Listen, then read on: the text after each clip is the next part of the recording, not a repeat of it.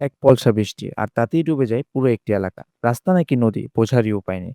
যাত্রাবাড়ি থেকে শনিয়াকড়া প্রতিটি বর্ষায় একই দৃশ্য। বৃষ্টি নামলেই যেন থমকে যায় গোটা একটি শহরের জীবনযাত্রা।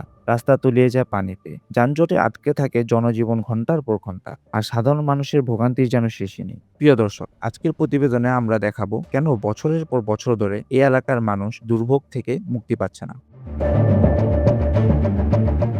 রাজধানীতে গত কয়েকদিন ভারী বৃষ্টিপাতে তলিয়ে গেছে যাত্রাবাড়ি, মাতোয়াই, সাইনবোর্ড, শনিয়াপড়া এলাকা। হাঁটু থেকে ক্রমসমান পানি জমে থাকায় চরম ভোগান্তিতে পড়েছেন এই পথ দিয়ে চলাচলকারী সাধারণ মানুষ। সরজমিনে দেখা যায় যাত্রাবাড়ি মোড় থেকে শুরু করে শনিয়াকড়া পর্যন্ত প্রধান সড়কের বিভিন্ন অংশ পানির নিচে তলিয়ে গেছে। কয়েকদিনের টানা বৃষ্টিপাতের ফলে সৃষ্টি এই জলাবদ্ধতা ব্যাহত হচ্ছে সাধারণ যান চলাচল। জমে থাকা এই পানির মধ্য দিয়ে ঝুঁকি নিয়ে চলাচল করছে রিকশা, সিএনজি ও ছোট যানবাহন।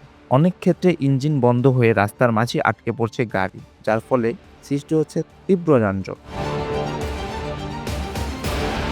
সবচেয়ে বেশি ভোগান্তিতে পড়ছেন পথচারীরা। কর্মস্থল কিংবা প্রয়োজনীয় কাজে বের হওয়া মানুষদের কাপড় গুটিয়ে, জুতা হাতে নিয়ে ময়লা দুর্গন্ধযুক্ত পানি মারিয়ে গন্তব্যে পৌঁছাতে দেখা গেছে। সড়কের পাশে নিচু দোকানগুলোতে ঢুকে পড়েছে পানি, ফলে ক্ষতির আশঙ্কায় দোকানীদের মালামাল সরাতে দেখা যায়।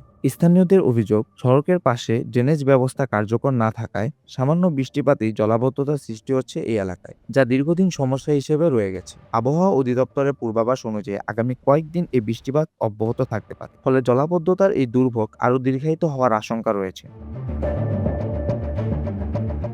বৃষ্টি প্রাকৃতিক একটি স্বাভাবিক প্রক্রিয়া, কিন্তু আমাদের অব্যবস্থাপনার কারণে প্রতি বছরই দুর্ভোগের কারণ হয়ে দাঁড়ায়। সঠিক পরিকল্পনা আর সম্মিলিত প্রচেষ্টা থাকলে বৃষ্টির দিনগুলোও হতে পারে ঝামেলাহীন। প্রিয় দর্শক, কমেন্ট করে জানান আপনার মতামত। ভিডিওটি ভালো লাগলে লাইক করুন।